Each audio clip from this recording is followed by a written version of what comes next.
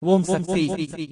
அன்னை ஆதிபராசக்தியின் அருள்வாக்கு. செல்வம் பெருகும், ஆடு மாடு விவசாயம் எல்லாம் நன்றாக இருக்கும்.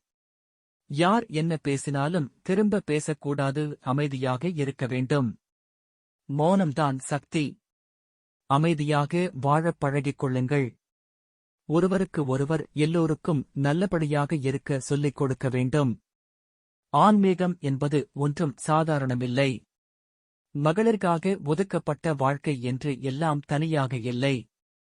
தீட்டு ஒரு பொருட்டல்ல, தீட்டோடு வாழ பழகிக் கொள்ளுங்கள்.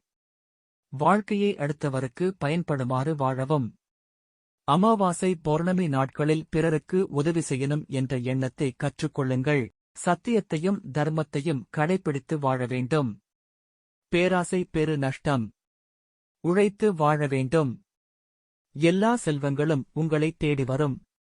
மகளிர் ஆன நீங்கள் எல்லோருக்கும் பாதுகாப்பாக இருக்க வேண்டும்.